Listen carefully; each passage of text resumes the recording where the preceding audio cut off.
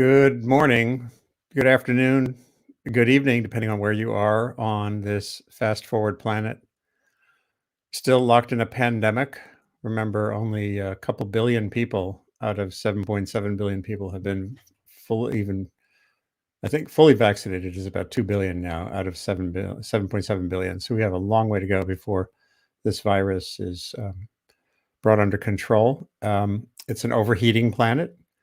Through human means, we have added so much carbon dioxide and other greenhouse gases to the atmosphere. We're on a trajectory toward profound change that was evident as long ago as the 1980s, but is clear cut now.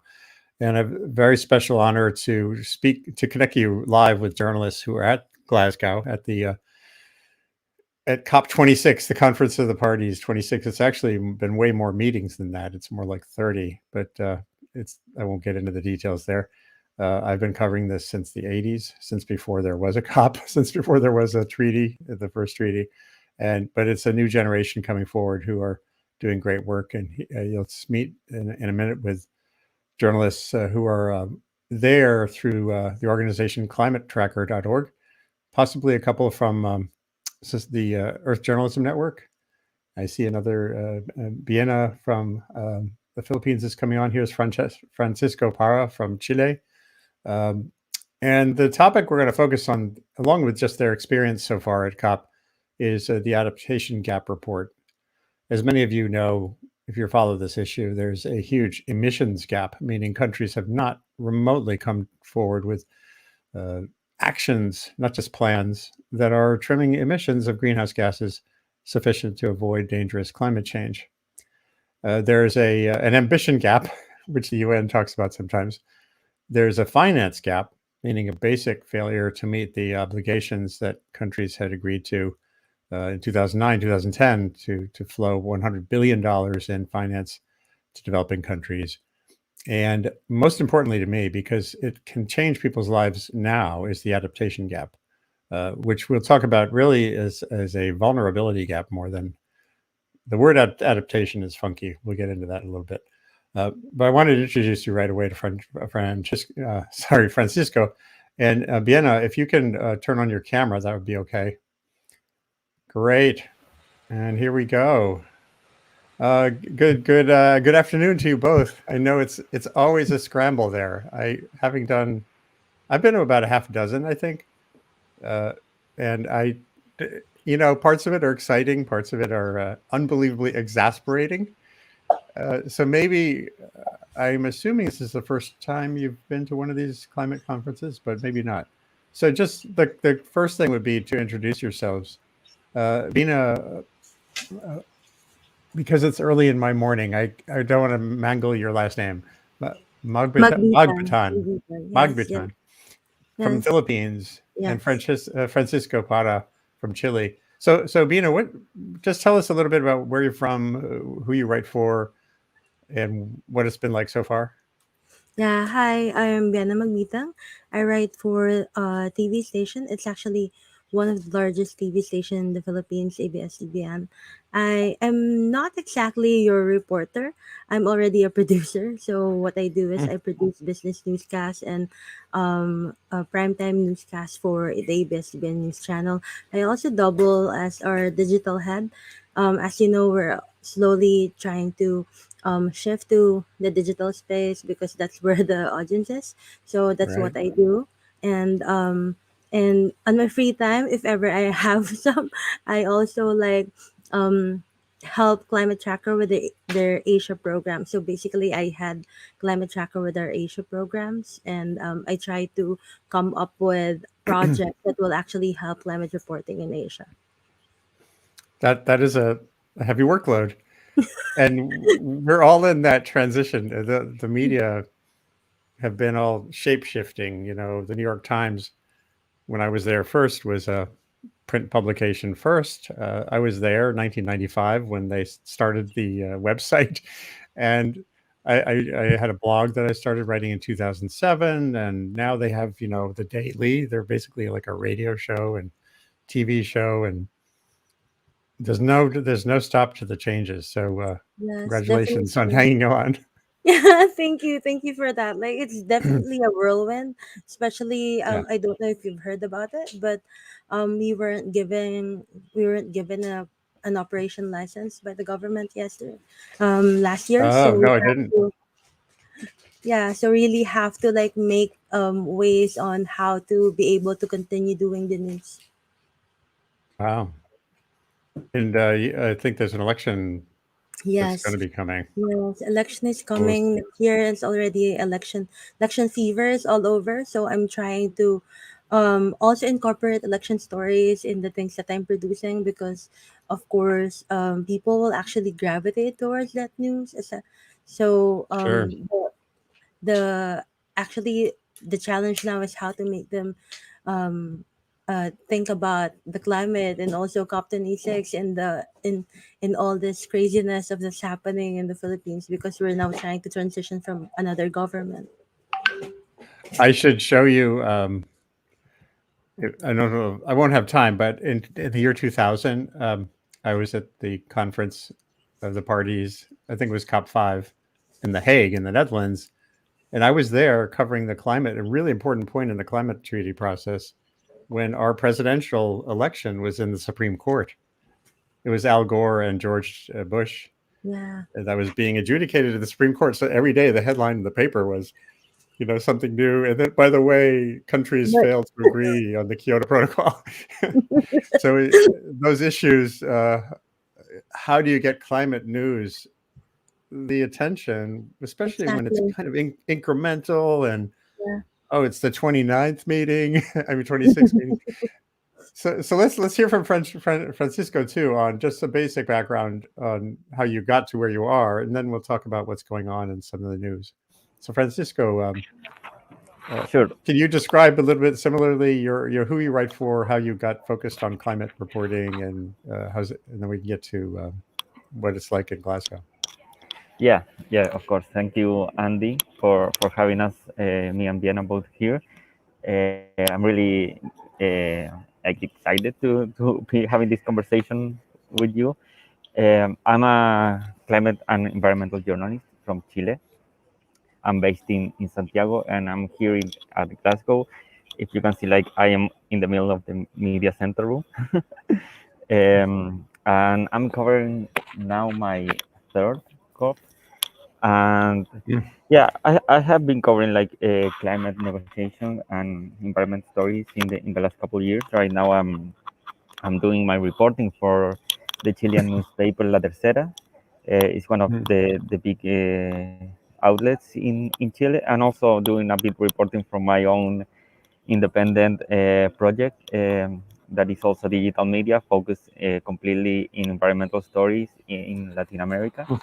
And the same as Vienna, I also work as um, helping doing programs, journalistic programs in climate tracker for Latin America, with the idea of promoting young environmental journalists in across this whole and diverse region we have in Latam. So yeah, that's something Wow. I can give a brief start. And what drew you to this story, meaning climate and environment, as opposed to writing on politics or the other things that journalists focus on? Yeah, right now I'm actually the during the last year I have been working a lot in transition stories, just transition stories. Chile is having like Chile is like living like really intense political moments, as you all know. We Yeah. were supposed to host the COP25. We weren't able to do that because of the social mobilization. That process, Right. it's now with a constituent assembly, and an assembly that is like it has like the possibility of basically change like all the structure of legal structure of the countries. And the discussions that are being there like now are discussions that can actually be related a lot with climate. The assembly actually declared itself in climate emergency and to be writing the constitution in the middle of a climate emergency. And they having discussion a lot of on what extractivism is. actually in her inaugural speech, the president of the assembly, Elisa Loncona, Mapuche indigenous leader, said that like we're building like a new Chile, so away from this old extractivist like tradition. I'm really interested in those sort of transition story, like connected with what's going on politically in my country and as well in the whole Latin American region. So right here at COP, we know like the negotiations like go through different topics, very different technical things. But I think like the challenge and the challenge we're having, like all the climate tracker team here at Glasgow, is like how do we connect the things that are going on here, like with what's happening in our countries and with what our audiences are like expecting to hear about, to be informed about. Wow, yeah, that's a heavy load. The indigenous issues seem finally to have gotten to the foreground at this COP. Obviously, I'm not there, but and there were representatives of indigenous groups at COPs, at least in Copenhagen, for example, 10, 12 years ago. But it really seems like there's more of a foregrounding of that. I don't know if you've both seen that. Isn't the indigenous voice really a bigger deal now? Yeah, I think so. There's been like a lot of protests from indigenous people in yesterday. There was one actually outside the venue, and it actually kind of connects a lot with one of the most difficult discussion, that is the Article 6 discussion, and how it can possibly incorporate like a human rights framing, not to repeat like certain things that happen under the clean development mechanism in the Kyoto Protocol. So the I would say that there's a lot of indigenous people here, and what they are promoting most, as what I have been able to see so far, it's like that discussion, that human rights focus in the Article 6. And from Southeast Asia, from the Philippines, are there folks who are Yes, active? definitely. Like this year we don't really have like a big delegation, but I'm happy to say that there is an indigenous peoples leader that has come here and there, and I think most of the issues they're rallying for is like is definitely just in transition. Like in the Philippines, there are so many issues about um uh indigenous peoples not having like the over land rights and over, and it's also not just an issue in the Philippines but across Southeast Asia, I guess. Like there's actually that uh I think this is always has been like the problem about economy and about like development and about like the conservation of the indigenous peoples and their traditions. So I think it's one of the things that we also have to like take a look at, aside from like the bigger picture of climate finance and because if we actually push for like developments and adaptation in our country, definitely there will be like people will be at the forefront and center stage of what's ever happening, because they will be definitely the ones that will actually benefit or be affected by everything. So yeah. Right. Yeah, and this is an issue I've been writing about for a long time, and it was always in the background. Mostly, there were actually environmentalists, through right up until the last couple of years, who said don't focus on adaptation because it takes away the focus from cutting emissions. And to me, that's like a privileged standpoint, because if you're in a rich country, you've got air conditioning and reliable electricity, and you're saying everybody should just focus on cutting emissions, then that doesn't get at this issue of vulnerability. That is what's at the foreground because of this new report from the UN. I'm checking to see if the UN broadcast is happening. They had this planned a live cast, but don't think it's up yet. And I want to show the report here. I just had it. Here we go. Let me just share it on screen again. One more second. I have no producer for this show. It's just a guy at his laptop. Yeah, so here we go. And I have some of the bullet points from it. Essentially, it's the same story that was in the last Adaptation Gap Report. There's a huge gap in finance. Both internally and externally, countries are not yet seriously putting money into, not just money, but actions into cutting the vulnerability for those who are least, who are marginalized or who have the least income or who live on floodplains. I don't know if did you cover Typhoon Haiyan back in, was it 2014, somewhere in there? Bina? I am a producer, so I actually covered it not in the fields, but I was actually like trying to cover it from our newsroom. So it's Yeah. really definitely like a big news that has been also influencing up until our election season right now. And people in the Philippine groups that are here in Glasgow are going to commemorate that on Sunday, with the Ah, Filipino, yes, with the Filipino community here in Scotland as well. So we will do like will kind of commemorate it with the mass. As you know, the Philippines is highly a Catholic country, and right. we celebrate and also commemorate what's happened. And also one of the leading youth advocates here that is representing like the youth voice in Southeast Asia, she actually is one of the survivors of Haiyan, and that's actually her turning point. That's why she actually became climate advocate, because she experienced it. So Wow. it actually am a turning point. It actually is a turning point in the Philippines. And if I can just say something about myself, I am not really a climate journalist before. I focus, as you said, like I focus on politics, foreign policy, and business.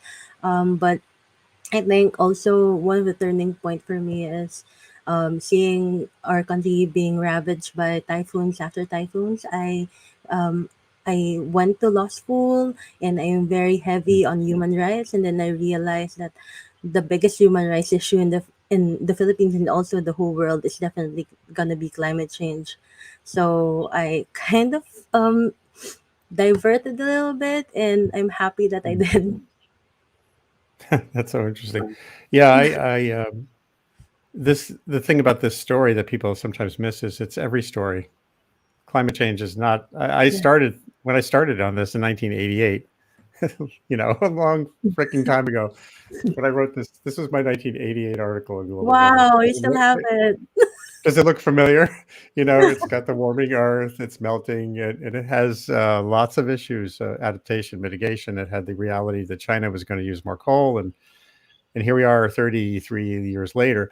But I came at it for the first 18 years or so as a science story. It was about carbon dioxide warming the Earth. And if you use this technology, maybe we could switch to a cleaner energy.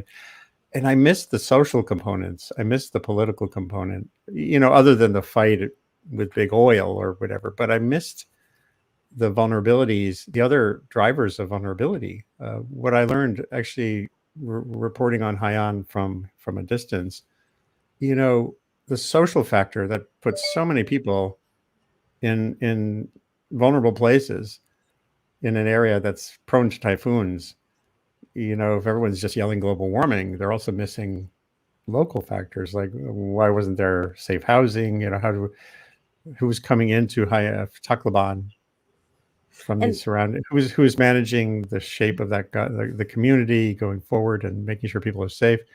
There's that kind of justice, and then there's the rich country, poor country mhm. factor and too. I guess And Francisco, you can come in here too to offer some reflections as well.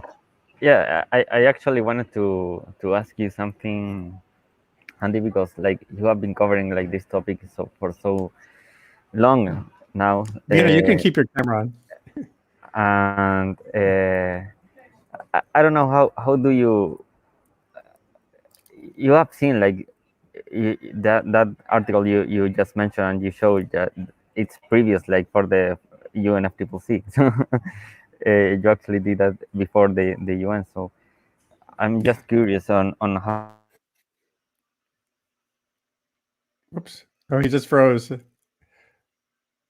Let's see if he comes back with that question. He froze. He might have to reconnect. So how did I keep saying? I wonder. Now we can guess. We can guess. What was it? What's he going to Yeah. ask? I think okay, he's back. yeah. Sorry, What we missed the end of the question. Sorry. I asked like, what do you think like with all that background?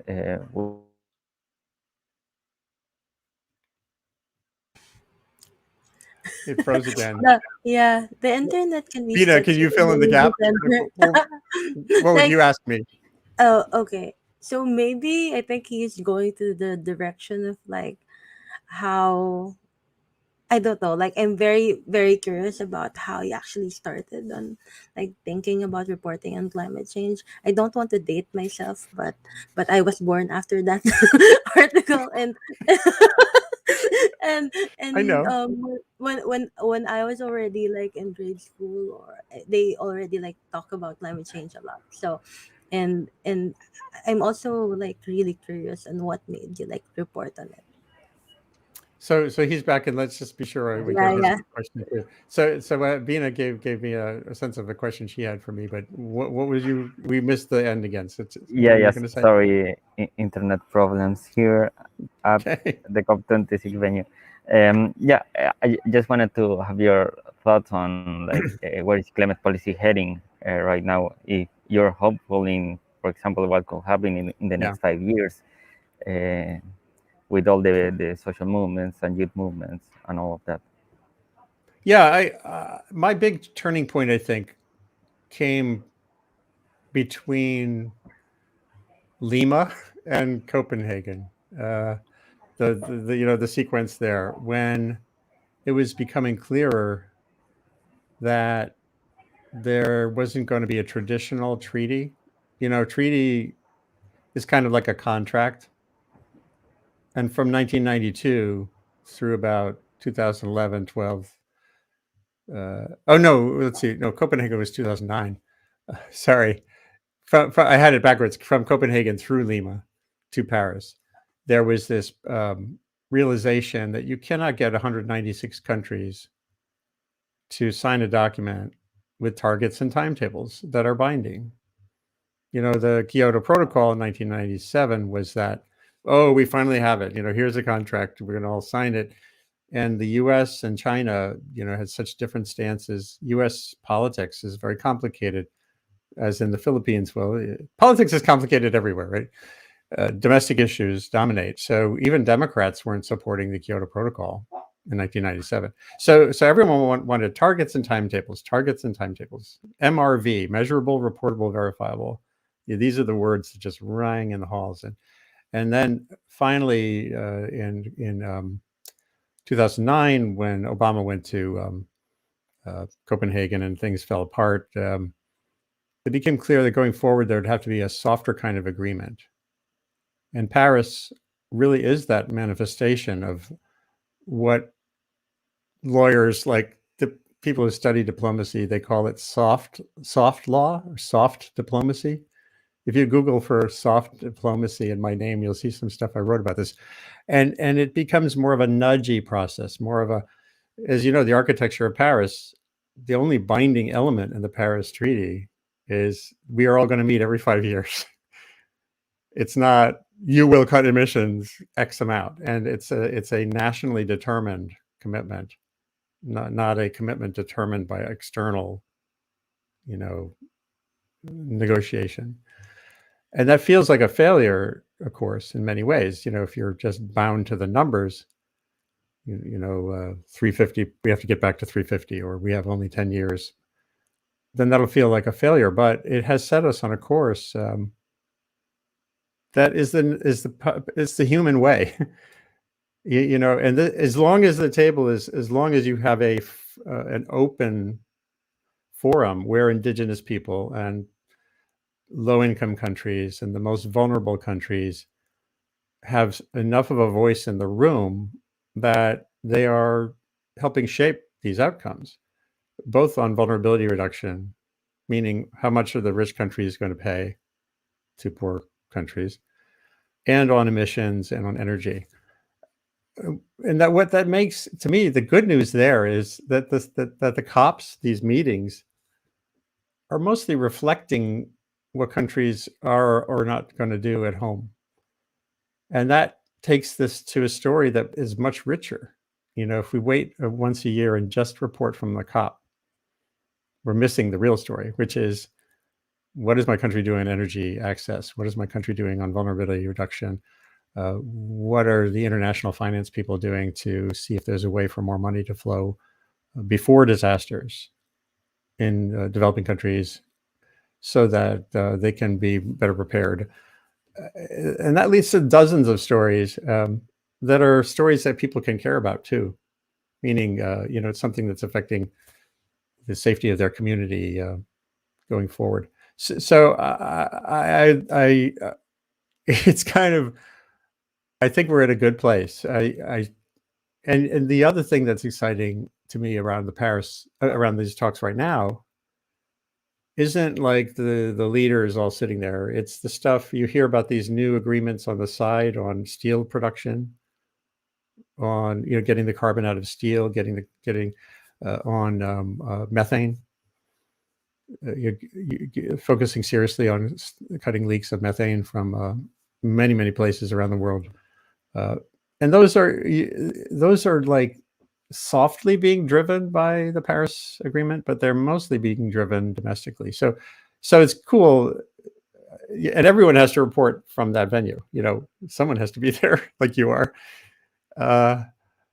But that's like the beginning of the story each year. It's like thinking about that as it's not like there's some magical gavel that's going to come down there, probably on the 13th, not on the 12th, because it always runs dramatically a little bit long. That thinking that you're done, it's like, that's not really the story. Oh, and I see we have another colleague of yours coming on. Hold on a second. Yao Yang. Oh, this is exciting. Hi. Hi, nice to meet you. Sorry I was late. Oh, you're on the train? Hi, how are Are you? you on a train? Yeah, no, I arrived at COP venue and then I'm at the... Oh, good. So you're commuting from Edinburgh. Yeah, kind of, yeah. Wow. How crazy is it for journalists getting to and from the venue?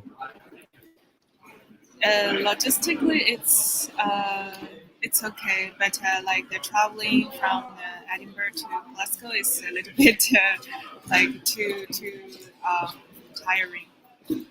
I can imagine. Well, get used to being tired.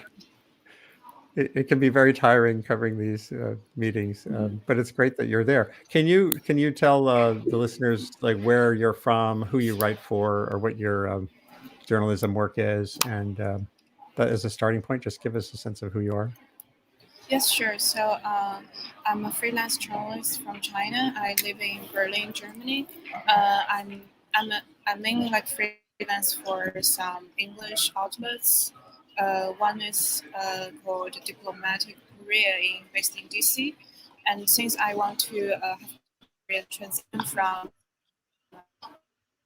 writing the migration to write more about climate and environment. That's why this time I applied for this fellowship program and I'm at COP. So at the moment I'm coordinating with different editors, also including China Dialogue, a major outlet covering the climate stories and also industry and energy news about China. So yeah, that's my main coverage. That's great. China Dialogue is very impressive to me. I really like what I see there. It's bridging various readerships. It's a really cool publication. So, Yes, it is. have you covered climate negotiation before? No, actually, it's my first time at COP, and then I studied public policy at Hertie School in Berlin, and then I'm kind of familiar with like the international climate negotiation and the diplomacy, like the process. But everything I've learned before is from professor from like chief negotiators. So this time it's actually the first time for me to be able to hear people's feedback immediately.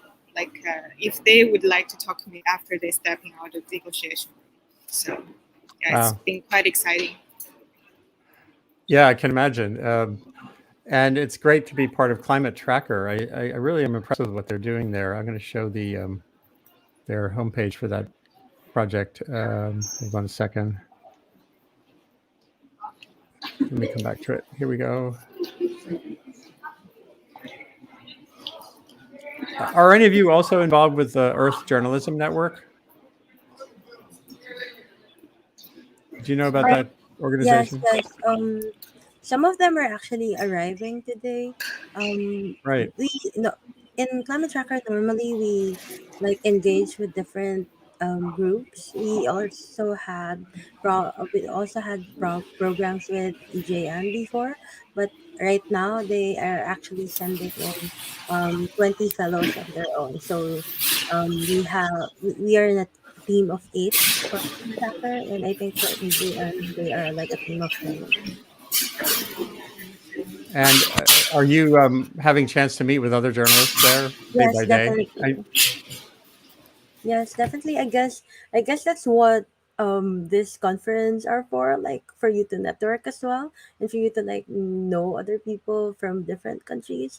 And that's what really excites me sometimes, that you'll be able to like share ideas and you'll be able to collaborate with them. Like for example, yesterday, um Indonesia and the Philippines joined financing mechanism to jumpstart and accelerate its energy transition. And we have a fellow from Indonesia and also from the Philippines. So we kind of like shared ideas, and I kind of like led him to somehow the right direction on who to talk to and who to interview. So it's a really good time to be like to do collaborations with journalists. Like I guess I've been like a journalist for like over a decade now, and when I was younger, I started really young. I started really like in like my teenage years, and back then I was in the position that you have to work on your own, and like you don't have to like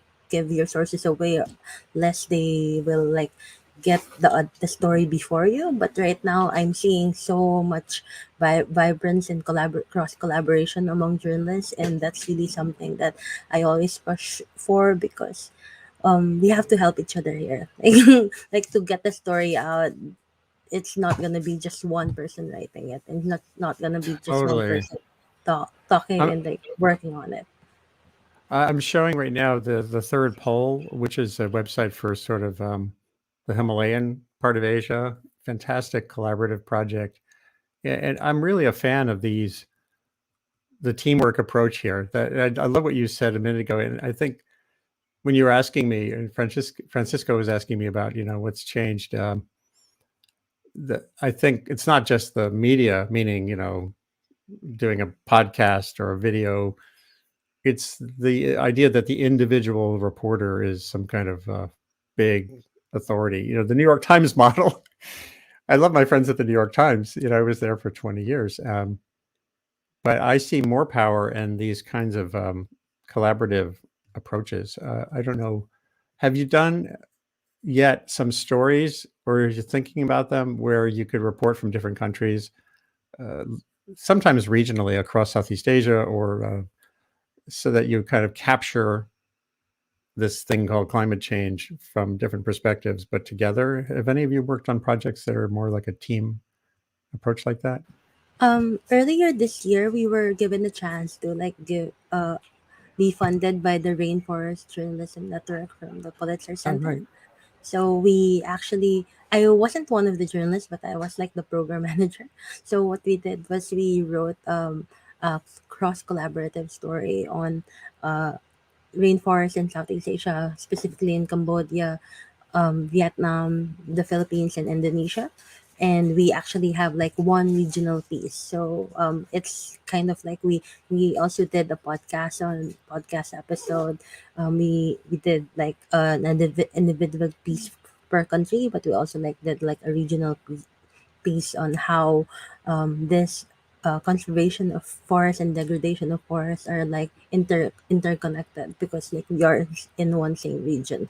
So I guess this powerful journalism is actually like good because it's, as you know, especially now in pandemic time in COVID, we don't really have like Oh, the right. luxury to like go and yeah, you're showing it. So that's the story. So we kind of It's like fantastic. collaborated and yeah. So and it's something that I notice is really important right now because of the pandemic. We don't really have the luxury to like travel around, and like and it's also like giving voice to the it's actually also giving voice to the journalists who are already there in their countries. Like you Right. don't, because I always say that it's really nice to like tap journalists in that country as opposed to like you flying there and just reporting, because there are definitely the nuances that only local journalists know,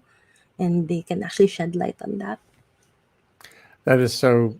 Yes, you're speaking my language. I just think it's that I was at National Geographic Society for a year, 2017 or so, building some projects, and happily they've been transitioning a little bit to that model. They used to give out grants to some, mostly like a white male reporter or photographer would go to Botswana and take a lot of pictures, and there'd be a cover story.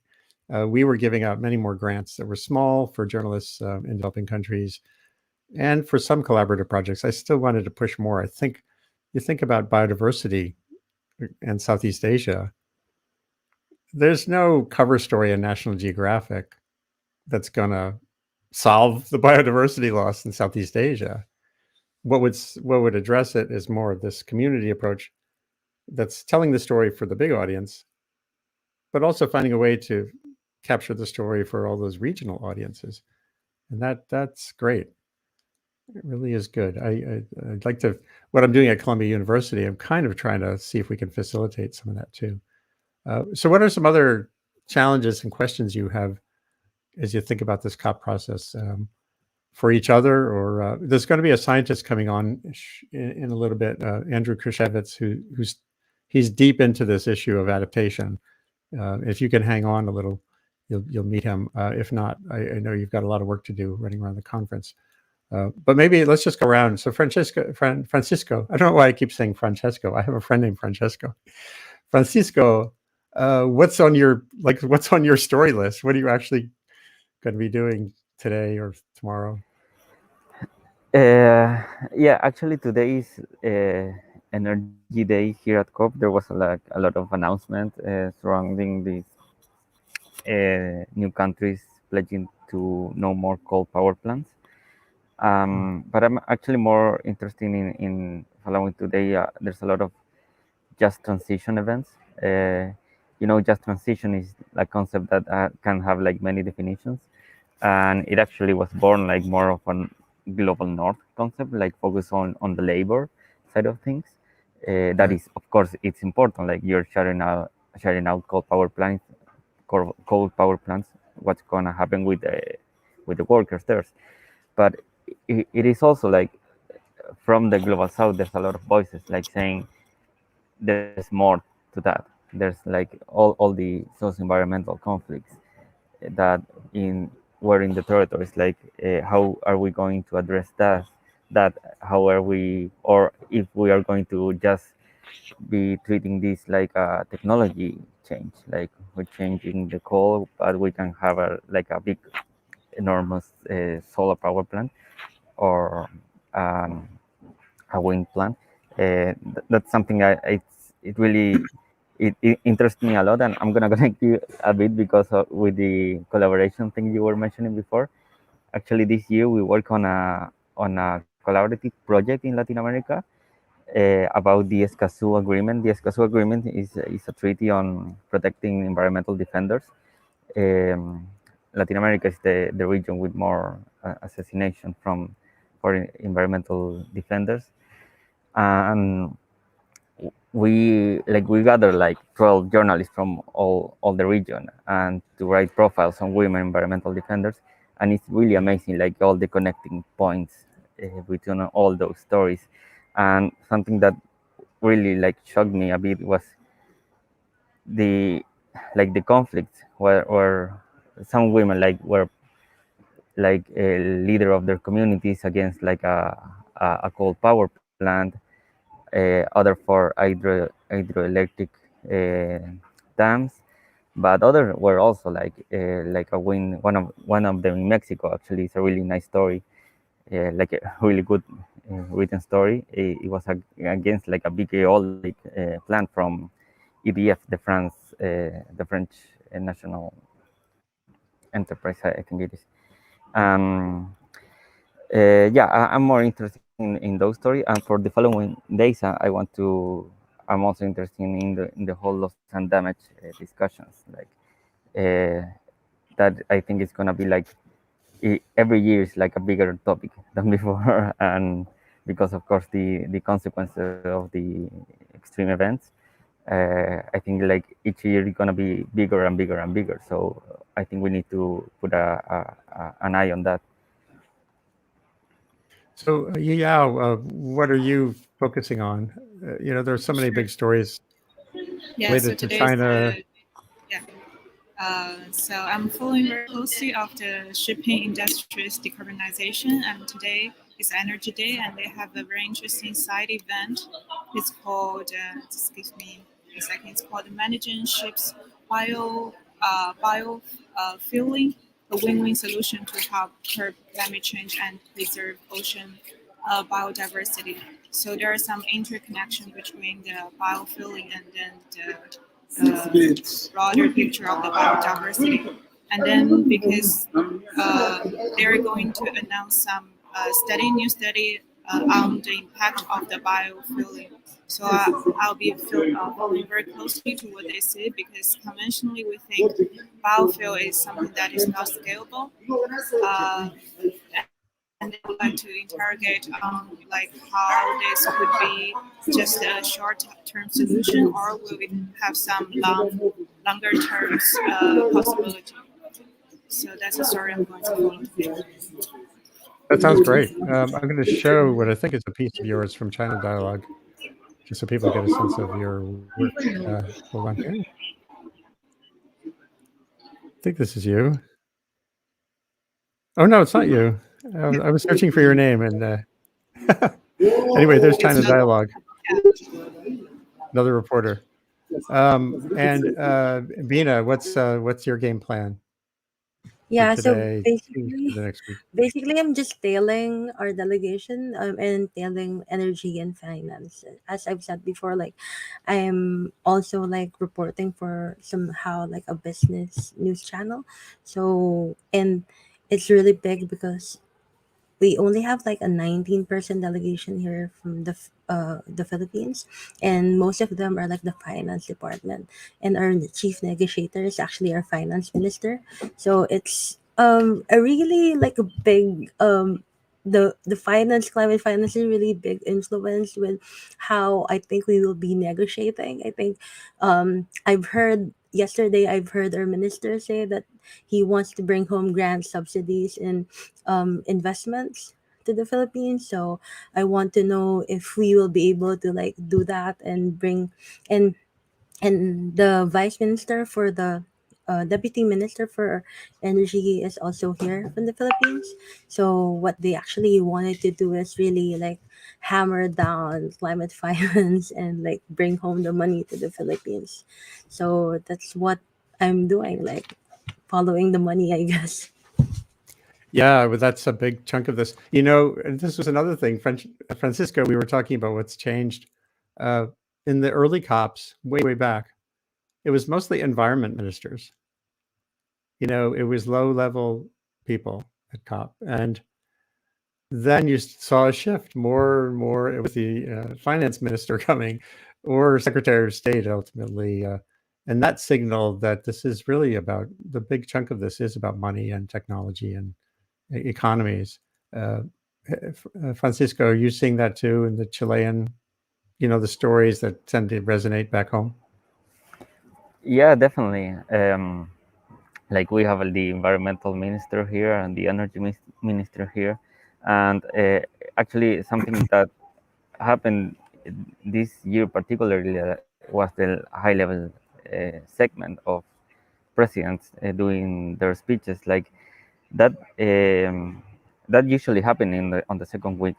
So it was like an interesting movement there from the COP26 presidency to do it like on the first week. So we basically started with what you said before, like all these big announcements, like that are not negotiations itself, but they're really important, like the deforestation pledge, the reducing methane emissions. Right. So we kind of started with like a full like rhythm of announcements. So I think, and they were all like 120, if I'm not mistaken, the amounts of presidents here. On logistic sides of matter, we are all happy that the presidents are gone, because now we can enter the venue in in less time than before, and we can like walk and there's space like to sit around. But yeah, that was like something that happened, kind of interesting. I'm taking a note because I think that is a story that I haven't written yet, which is you're talking about a reversal of the whole dynamic. When Obama came to Copenhagen, it was toward the end of the process. The idea was, so now the presidents are going to come and nudge this just a little further. And this flip, I think, actually is beneficial and signals again what Paris is about. It's coming to the table, coming here with your homework done.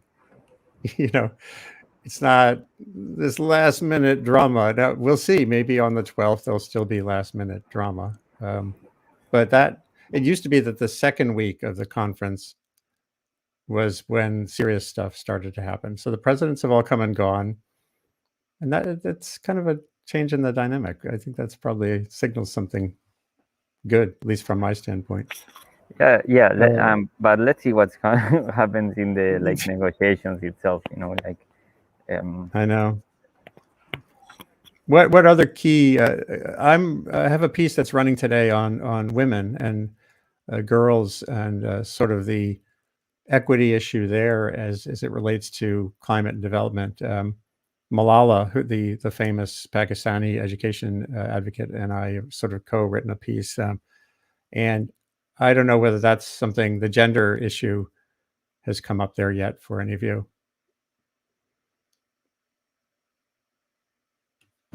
I think it's not yet that pronounced, but I'm also trying to come up with an idea on how to relate like energy security to like gender, because definitely it's gonna be connected, right? Oh my Um, God, yeah. and in the Philippines, like we may have so much solar power, but we don't harness it. And there's so many places in especially in Southeast Asia that are not really like having that energy security. I think that's also one of the issues in small islands like us, like you are pushing for like renewable energy, but how to ensure that energy will still be there, and I think that's one of the issues that we really have to like focus on. You're onto a big one. This issue of energy.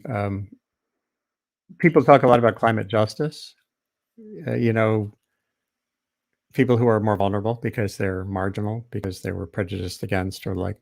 But there's also energy justice. In other words, people who don't have access to clean energy.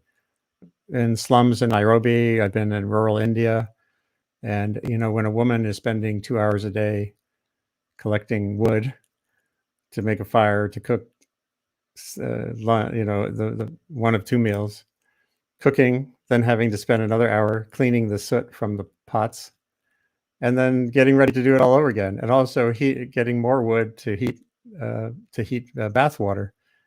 That means that the energy for that house is the woman's energy. It's not, and that, those issues are not quickly addressed with solar power. They're not quickly addressed with even access to the grid, because if you're in a rural area, you're not going to be on the grid. You can't. No one's really cooking. Some people are cooking on solar ovens, but it's very few. So those issues are definitely a big deal. I don't know if anyone else has gotten into that part of it. Let's just go back to the adaptation question one more time. Well, actually, this relates to finance too. There's loss and damage, and there's the $100 billion. How big a deal are those issues for your readerships or your, what you're thinking about? Maybe back to Francisco and then Yao. Yeah, definitely. Like the finance discussion. We all have read how this particular COP is gonna be really special on finance because of this 100 billion pledge. The finance discussion on adaptation and loss and damage, I think they're really important, and there are topics I'm really keen to be following, but still we were actually discussing this yesterday with the team, because of the loss and damage discussion, for example, there isn't much clarity on what is going to be this Santiago network that was created on Madrid in 2019. And it's not like the loss and damage discussion hasn't been really there. It has been for years from now. We had this Barso international mechanism there, so I'm not so sure how is that going to resolve, because it's also this technical stuff hides big discussions behind, and all poor countries asking for developed countries, rich countries to pay more for the responsibility. And yeah, that's definitely something to be following. And what I do think is really interesting is what people like Antonio Guterres is promoting, to have a 50-50 for the new finance pledge, to be 50% to mitigation, 50% to adaptation. I think now the if I'm not mistaken, it's 80-20 the relation. We're having all those messages to have more money for adaptation, money for the loss and damage. I'm not so quite sure if that's going to happen though. Yeah, the loss and damage one is tough. The science actually is still complicated. There, and I'm just showing you, by the way, they've just had the briefing on the adaptation report. We'll get back to that in a second. They're showing the slides. Here we go. Let me just hold on that one. I've written quite a bit about the question of loss and damage from climate change, and what gets missed is, well, let me flip that around. Sometimes developing country leaders, advocates, look at the typhoons and cyclone damage and drought damage, and their sense of loss and damage is from those events. When the other thing that's in the way that makes it confusing is the vulnerability. In other words, there's a guy named Lawrence Bauer. He's one of the IPCC scientists who, for many years, who did a report a year or two ago that basically said there's so much, we've added so much exposure to typhoons, drought, heat, meaning settlement in dangerous places, poverty, sources of vulnerability, that is the biggest driver of loss so far. The losses we're seeing around the world are mostly because the humans in the last 40 or 50 years have built themselves into dangerous situations.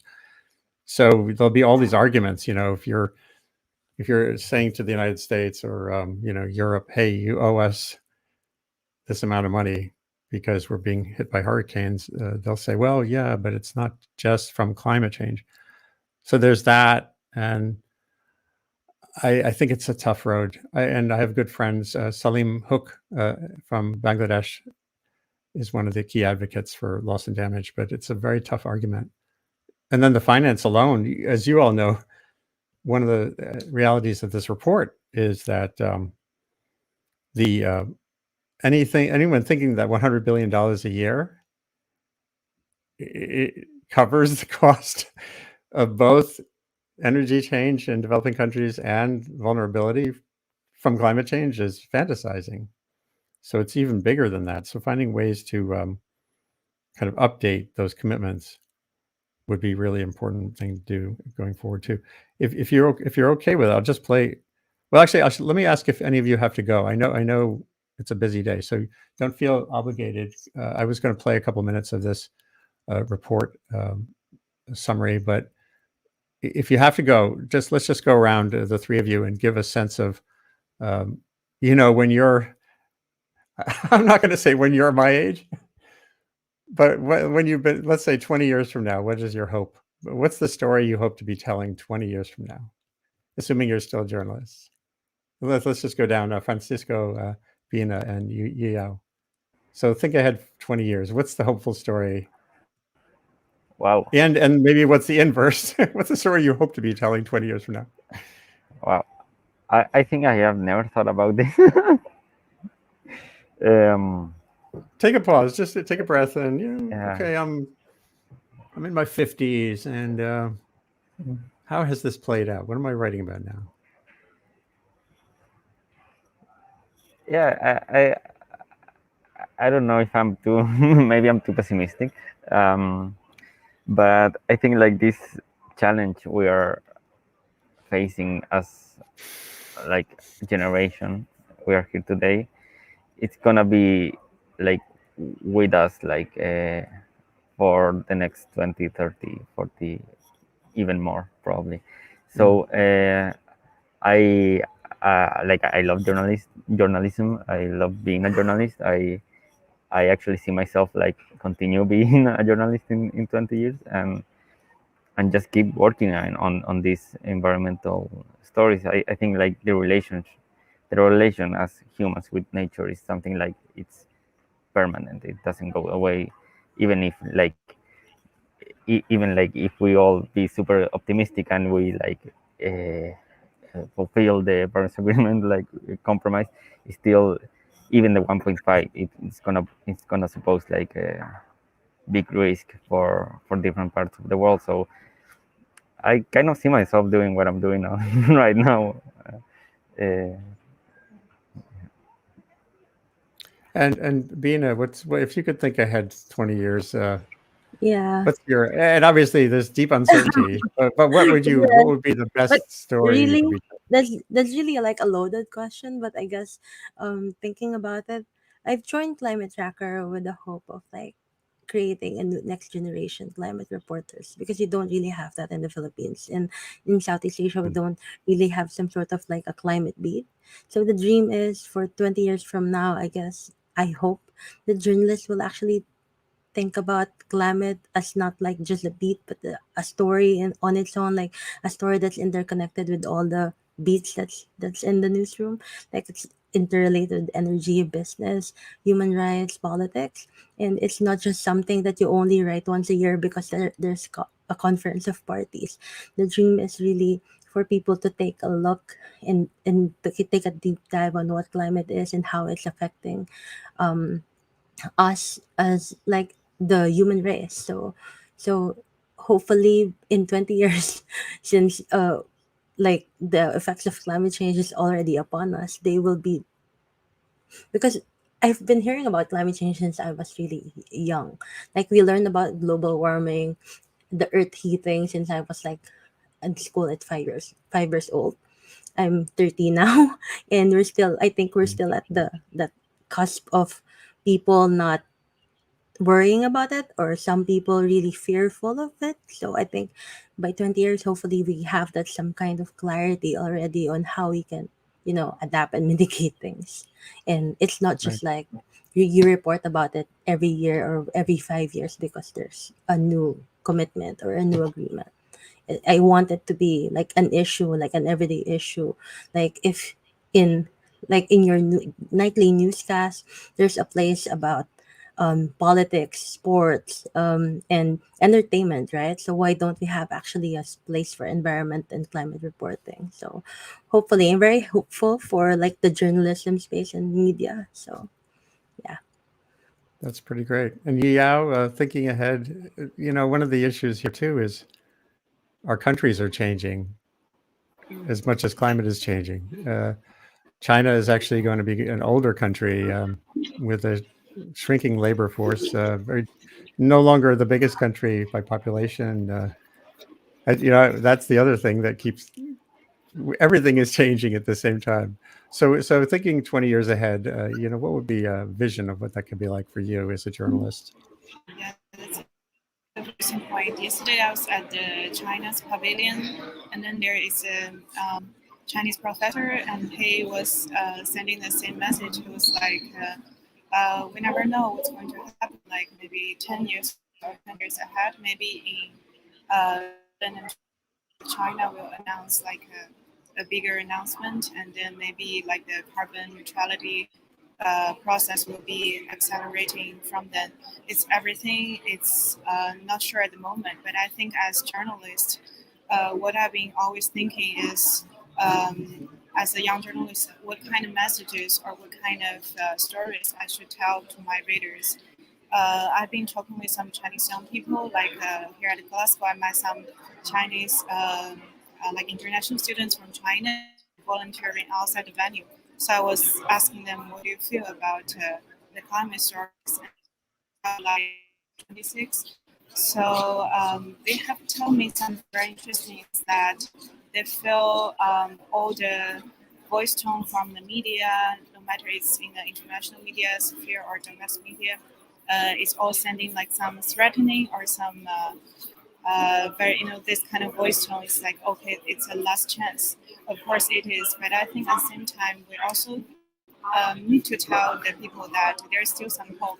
There's still something like we can do to seize the opportunity. So I guess as journalists, it's just it's difficult to balance the tone and then the messages you want to send. But that's what I've been trying to balance in my stories. Like I will tell the science, like the new studies, but at the same time I want to also like of hope and then let people to think what they can act from there. That's pretty great. Well, I hope to let's see, 20 years from now, I hope to still be around. So I'll check in with you then, and we can have another conversation. Actually, we'll have conversations before then. Let's try to repeat this. Maybe if you are willing to do this next week sometime, we could see how things are going. Make it a sort of a follow up check in on how things have gone. And thank you all for being here today, Francisco, Bina, and Yao who are in at the Climate Talks via Climate Tracker, doing great work for a variety of publications from Chile, Philippines, China. And I'm going to now transition to the showing that webcast. And the scientist, Andrew Krushevitz, should be on in about, sometime momentarily. If you want to hang out, feel free. You could come back if you have some work to do. Get going. So thank you for being part of this Sustain What webcast, and good luck with your work. Thank you, Andy, for the nice conversation. Yeah, thank Hope you. we can do it again. Yeah. Yeah, Yeah, thank Okay. you. Bye. All right. So take care. See you thank soon. you. Stay in touch by Twitter and other means too. Thank you. Thank you. Okay.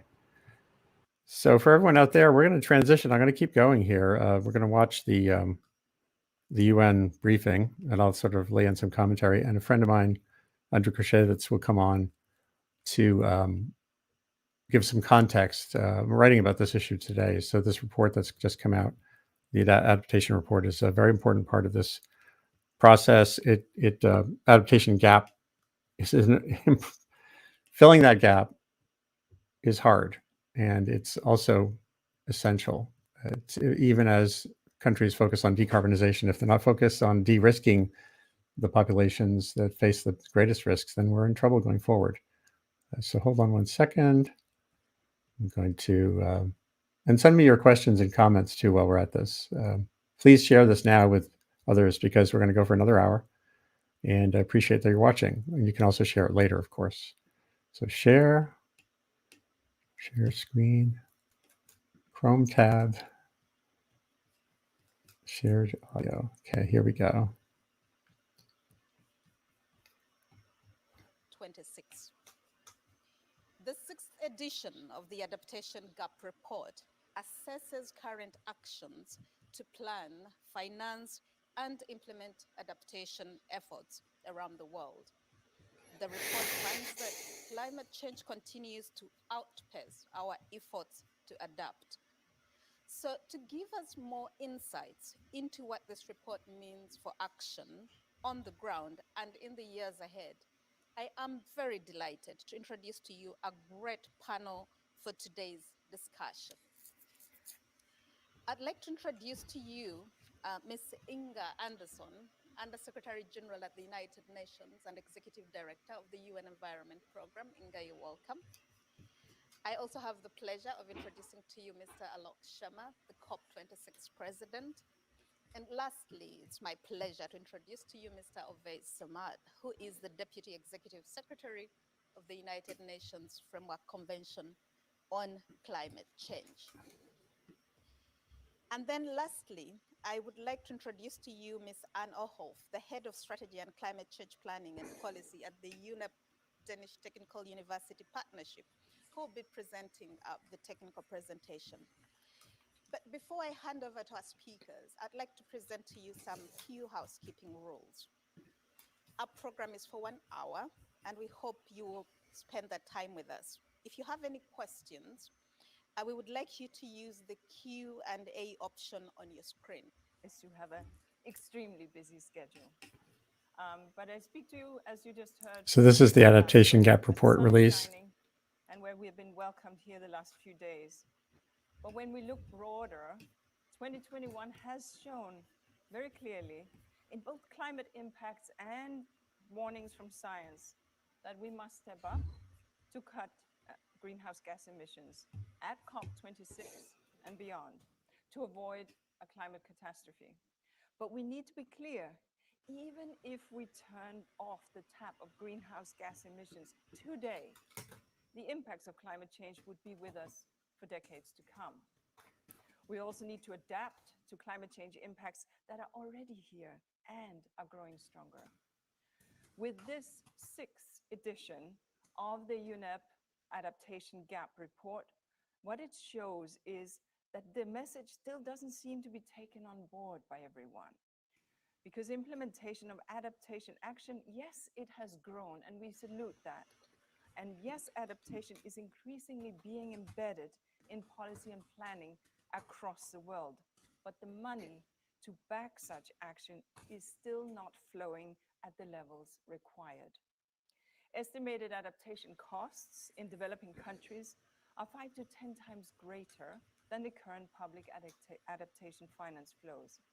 The evidence indicates that this gap is widening, in part due to a growing understanding of just how much adaptation will cost. The COVID-19 pandemic hasn't helped. The higher cost of servicing debt, combined with decreased government revenues, is likely to reduce government spending on adaptation, particularly in developing countries.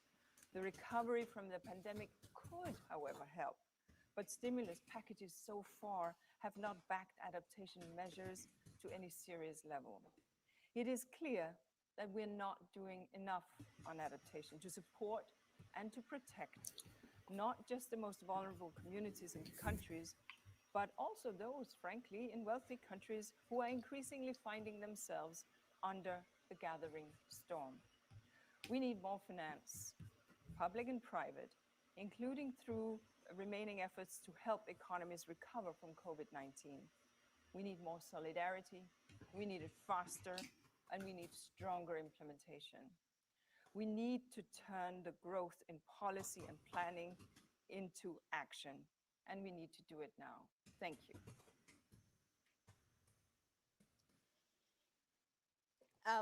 Thank you very much, Inga. It is now my distinct pleasure to welcome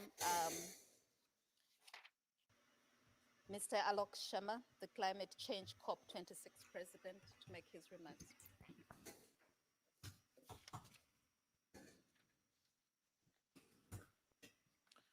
Well, good morning, everyone, and it's a real pleasure to join you today. I've had an opportunity over the last year to visit a number of countries, many of them on the front line of climate change. And I particularly recall being a few months ago in Barbuda, which, as colleagues will know, was hit by a Hurricane Irma, around 4 years ago. And yes, there has been some reconstruction, but actually you stand there in the middle of the island, what you still see is derelict buildings, roofs still blown off, walls still crumbling. When I was there, I had an opportunity to speak to the community that is still there. And of course, for them, the biggest concern is how do they cope with the impact of climate change and climate events which are more ferocious and more frequent. And of course, there are people who have literally been forced to leave their homes from the island, effectively forced migration, who have not been able to return. And therefore, it goes without saying that if we want to try and reduce this sort of disruption, this sort of devastation, then we have to act.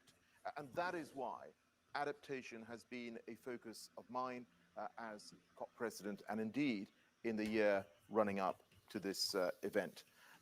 And for too long, we know that adaptation has been the poor cousin of mitigation.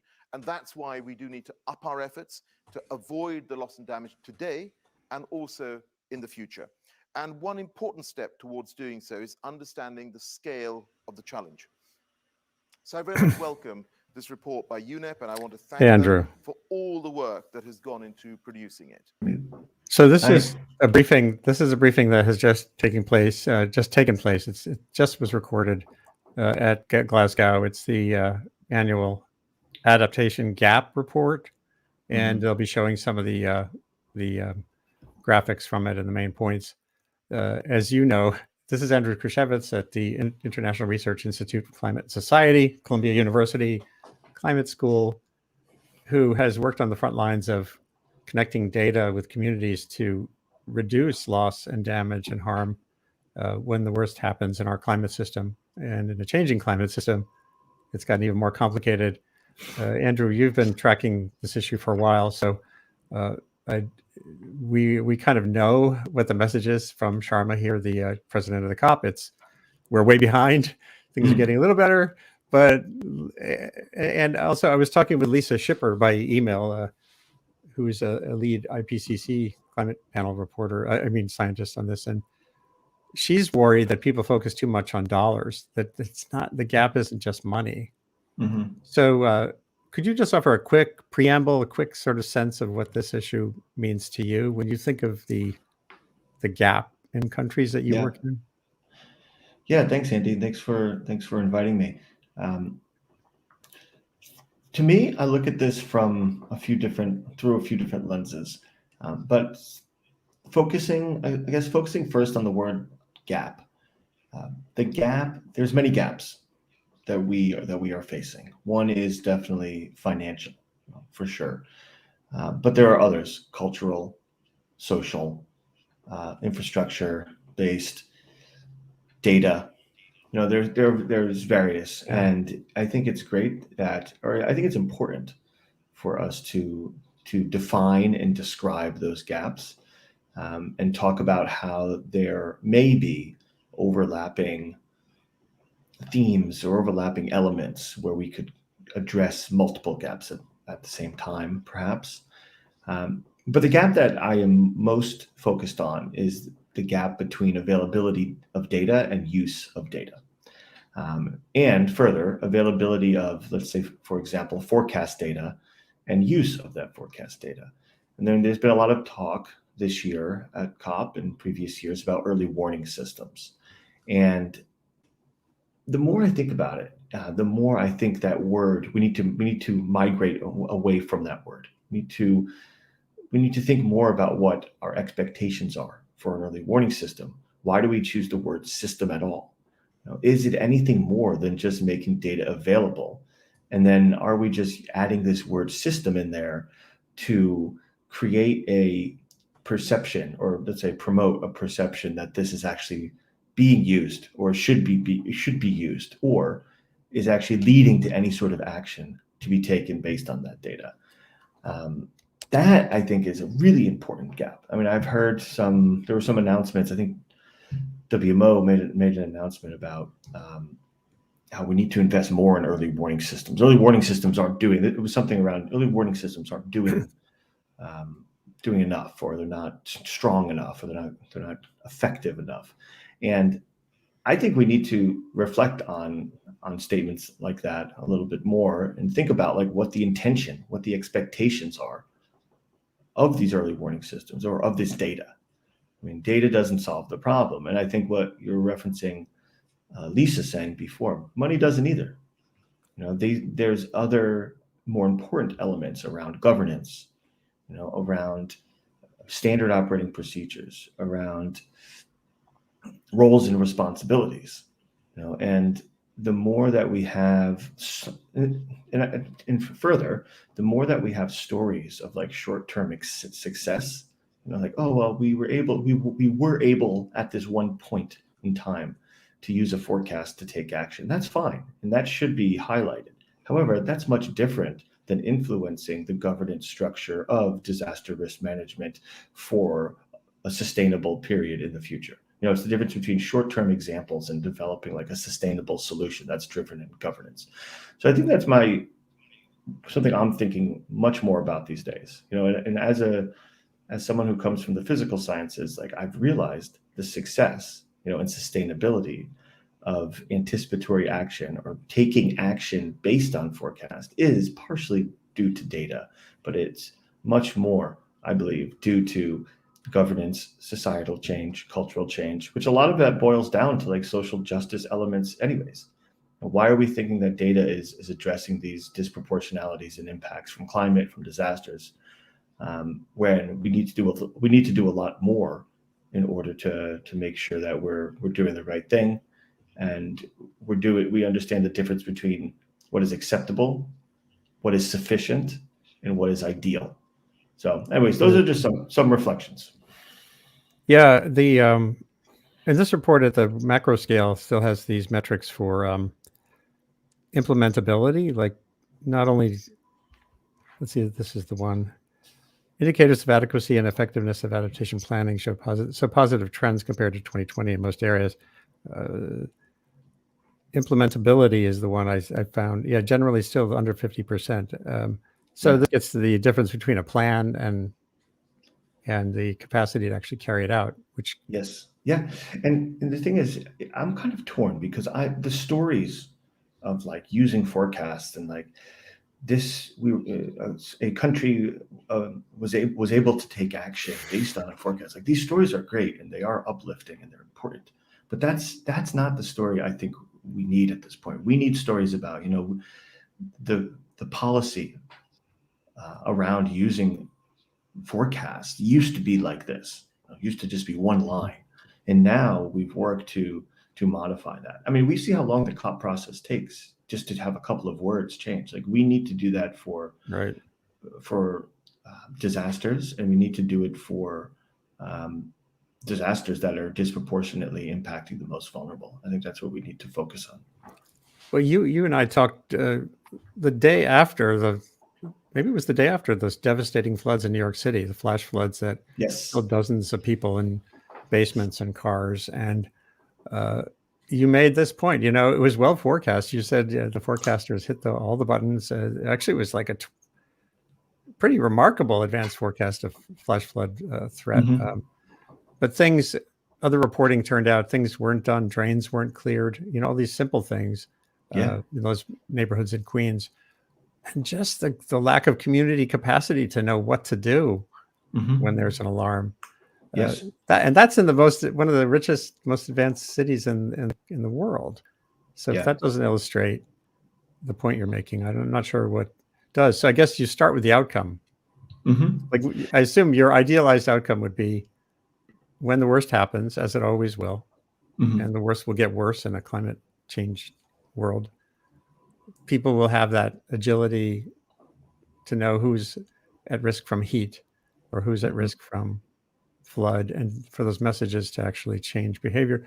Of course, that's just still response, as opposed to community design, forward-looking, changes in zoning or building codes. What do you think can tip the balance toward the more systemic approach to addressing this?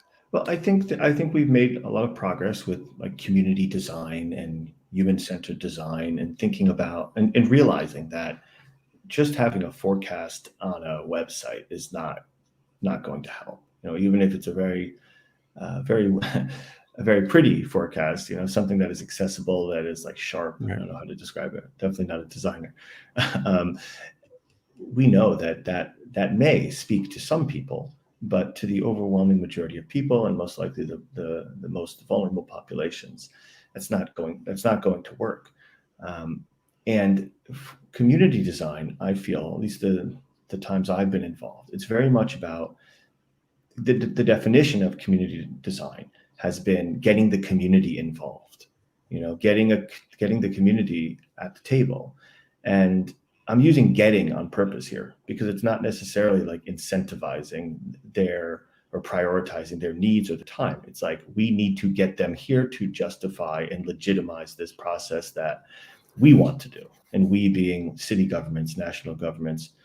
And that's where I think we must change. Things will not work unless we think about, okay, fine, if we have a stamp of approval or an endorsement from a community, is that really community design? In my opinion, the community design, the most important input, like think about the community think about the community in terms of how they can contribute into algorithm development. And if we think about the action element, that's exactly where we need them to contribute. However, it can't be we can't extract that. I still feel like a lot of the community engagement is it's extractive, and I don't necessarily know how to fix that as a scientist, but it definitely is increasingly uncomfortable when people are there and it's just like, okay, like what can we get from you?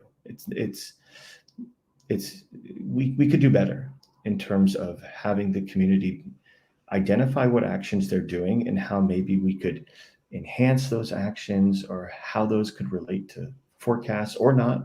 I think it's also valuable to say, like, you need 5 days to clean the drain, and our forecasts for flash floods are only good on 2 days. So, I mean, that's a gap that we could work together to close. Maybe there's a monetary. This is where I think the money will come into play. Maybe that gap between 2 days and 5 days. Maybe we could invest in research and then reach that gap and then close that gap.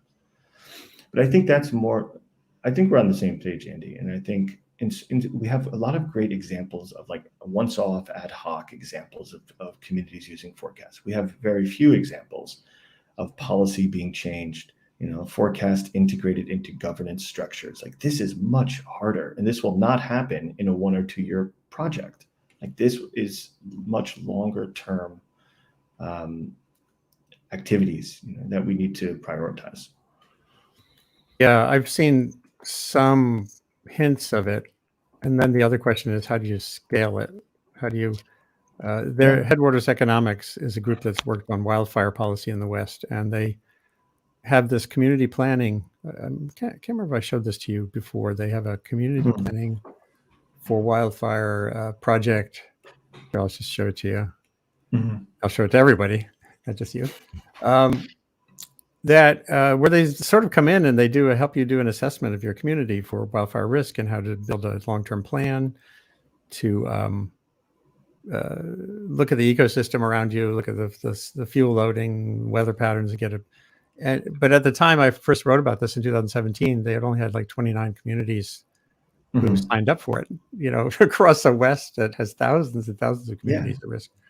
And you start to think, well, maybe now with so much for wildfire experience that others will sign on, and this will be a growing thing. But I fear there are several reasons why it feels like that doesn't happen. Political expedience still isn't around planning so that something doesn't happen. Right. Some part of the political dynamic is always against doing proactive stuff. I mean, Andy, you in your time, even before you were working with us at Columbia, like, how have you seen a change in the way that these organizations, or these types of organizations, integrate or like identify, describe, and integrate uncertainty? Has that changed since the 80s, since I know you've been involved? Because that, I think, is one of the reasons why we're not that great at developing these plans in like a structured way that fits into policy. Like, where does uncertainty fit into that equation? I think it's a huge challenge. I don't think it's shifted enough. We hate to talk about uncertainty in the public sphere. Mm-hmm. Journalists, there's no story in uncertainty. The politicians want to know what's going on. They don't want to know what they don't know. Sometimes they skirt that even in the middle of a crisis. This happened during even 9/11. There were people were just Pataki or Giuliani. At a certain point, there was a lot of hand waving about the safety of air in Lower Manhattan without actually knowing, because you don't want to convey that you don't know something. To me, it would be great if we could all flip the script and embrace the word uncertainty. Yeah. Which, if you look at it in another way, it's a level of confidence. Mm-hmm. Your level of uncertainty is the inverse of level of confidence. And it creates an action space. Like, if we know we don't know whether sea levels are going to be 1 foot or 3 feet or 4 feet higher by 2100. That's pretty powerfully known still. We don't know where on that scale it's going to end up. Yeah. And if you're a city planner, that's actionable information. It's not like, okay, let's wait for another 5 years. And then that leaves it, though, into the realm of our finance. How do we make investments? What timescales are people thinking on? And I would think, Wall Street deals with uncertainty all the time. So you would think there's a path in there, but it still feels like it's missed.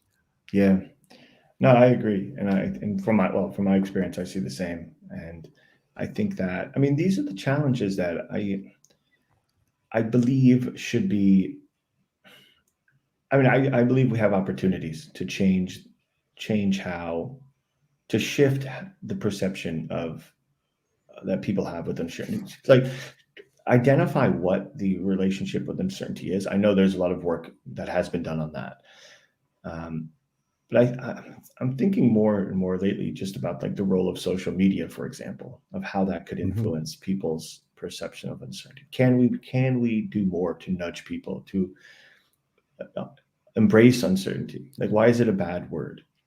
It is like it has this connotation, and I guess that makes sense because it's uncomfortable to not be sure, especially of things that could be potentially really damaging.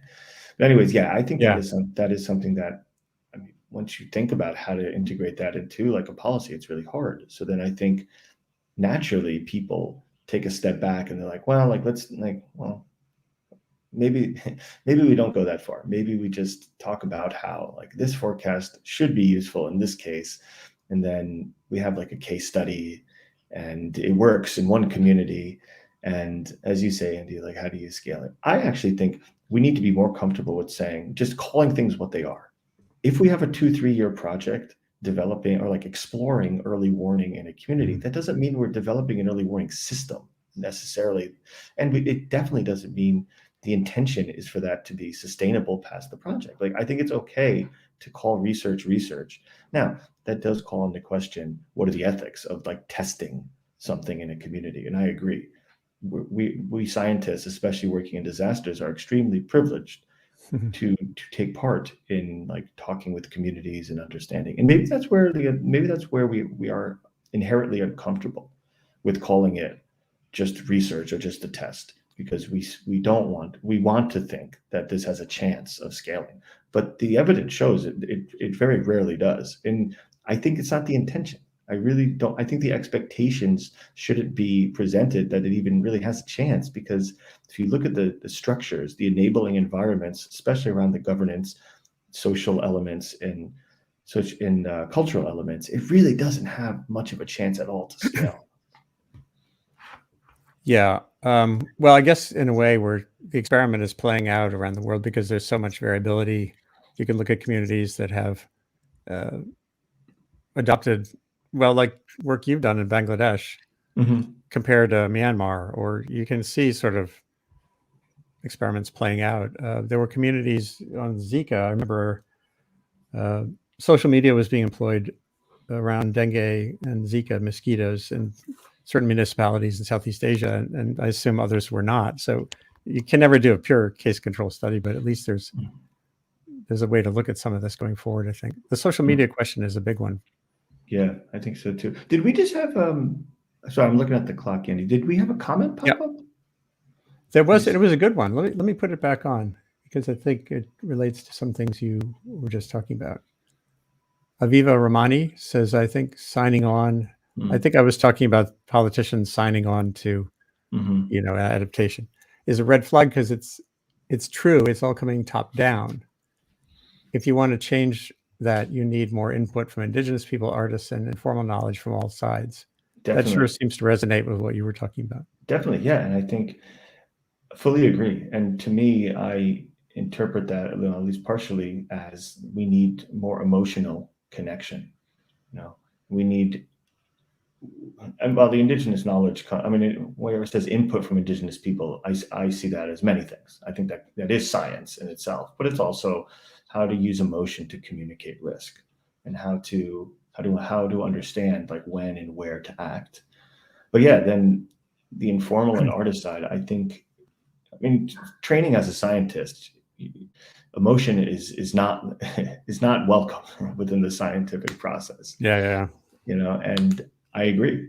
The reality is, especially if you want people to act, if you want people to deviate from what they would have done on a specific day or in a specific year, why would you want to strip the emotion out of it? Yes, it makes it more complicated, but we've been trying 20, 30 years to build data-driven, data-specific solutions, and it's not working. I think it's our responsibility to figure it out. And I think the emotional element is a big part of that. It's definitely going to be harder, but I think we must try. Thank you for the comment. The Earth Observatory of Singapore, I visited there 5 years ago or so. I was on their advisory board for a certain point, and they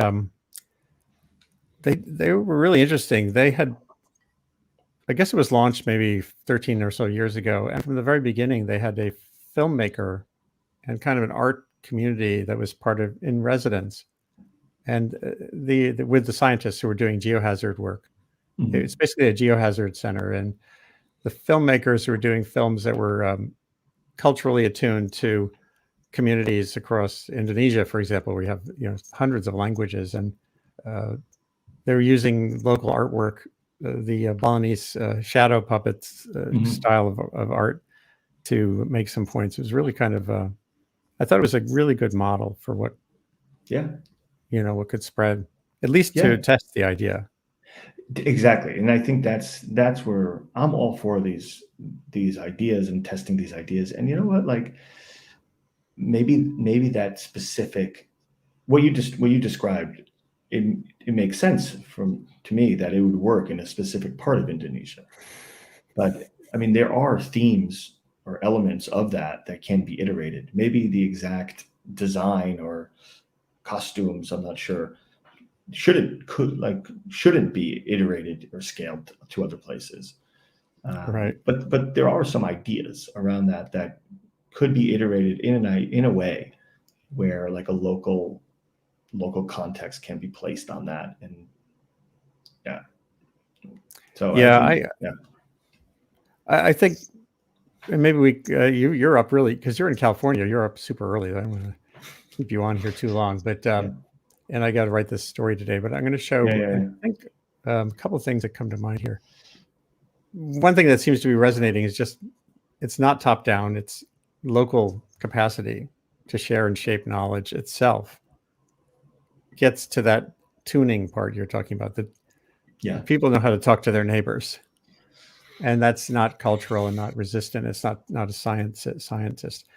I do like things like Thriving Earth Exchange, which is trying to kind of connect scientific and information. This is the AGU project, the Geophysical Union, to get Earth and atmospheric and hydrological sciences to communities at risk and help them forward. I think a lot of that can work. But I think somehow getting people aware of possibilities that might be outside of their local experience can be something too. Yeah. I'm just going to show one. Yeah, sure. Here's an example from Louisiana. There's a geographer, Craig Colton, who sent me these. Whoa, shoot, what just happened? I just did the wrong thing. There we go. So this is a newish house on the left that was flooded when that great Baton Rouge, Louisiana, 40 inches of rain fell 4 or 5 years ago. And the house on the right is a early 1800s house in the same region. That is just, something about those two pictures says something to me. It doesn't matter if you're a Republican or a Democrat. You look at that, you say, why didn't the idiots who built that development on the left think about how people normally built there in the old days? Yeah, and it's, I mean, it may be explained, at least partially, by saying, oh, well, maybe there was a 50-year period when there weren't floods anymore. We do have these longer term decadal fluctuations. So yeah, maybe people were like, well, we used to build them a little bit raised up, but like we don't have floods anymore. So let's try it the other way. I mean, that doesn't justify doing it, but I think people look for a way to justify deviating from what is normal in this case, and also what is maybe more costly. I don't know how much it costs to build these houses. I imagine cost is a factor, sure. And taste and convenience, going up steps if you don't need to. I think convenience is a big thing, though. I think that's definitely a word that we need to use more: comfort and convenience. But yeah, Andy, this thanks for definitely. So, but anyways, thanks for inviting me. I appreciate it. Were there other panelists? Was there anything else to reflect on? Well, some journalists came on for the first hour, but they were in Glasgow, so they're running around the climate talks and they couldn't stay on longer. I'm sorry. So you didn't actually overlap in the end. But I'm really glad you could come on and help audience. Yeah. This can be shared afterwards, and you're helping people understand the systemic nature of becoming resilient. Even that word is loaded. Dealing with climate hazards at various scales and not having regrets. That's right. I think it is loaded, and it's like regular people outside of a very small group of people that work in our space. Like, what does resilience mean? Do people think about like, I need to take actions so that I could increase my resilient quotient? I don't even know what to call it. My resilient factor. And they don't. And they think about, listen, I understand that climate change is happening. What do I do? I met up with some friends here that I haven't seen in 10 years. And they're like, wow, like it's so good that we're so happy that you're working in this space and it's important. But could you just tell me, like, what do I do? What do I do? Like, I'm progressive. I do the right thing, I think, but like, it seems like I need to do more. Like what can I do? And it's a really hard question, but it's basically saying like I think I'm resilient, but like, what else? And that could mean a bunch of things. Well, this spills into community resilience versus individual resilience. Definitely. Are you resilient if you live in Queens and a neighbor died and drowned in a basement? A neighbor who might been working in a local hospital as an orderly, exactly. Your community resilience feels like a prime thing to. I know we talked about this before. The Great Shakeout exercise for earthquakes. That's personal preparedness. Get under the desk. Hold on. How do you expand that to looking at your building as a community and saying, wow, what are those cracks in the basement, like with the Surfside building in Florida? That's the scale I think that can really be amplified potentially by access to information. And of course, you know, the top-down part is zoning and building codes, but I think if you have that community awareness, that can help nudge those processes forward on adaptation, whatever you want to call it. Thanks for being on today, Andrew, and get some rest out there. And good luck to all my friends at Glasgow. I had a great conversation with a bunch of journalists from Chile, from Philippines, and from China, who are there as part of a climate tracker project, and we'll be doing more sessions. This is the Earth Institute, Columbia Climate School, Sustain What enterprise. You can follow up, share this with anyone once we're done, and send me questions always. Down at the bottom, there's information on how to get in touch with me. And follow me at revkin.bulletin.com, my newish blog, revkin.bulletin.com. Thanks again. Have a good day. Stay safe. Be productive.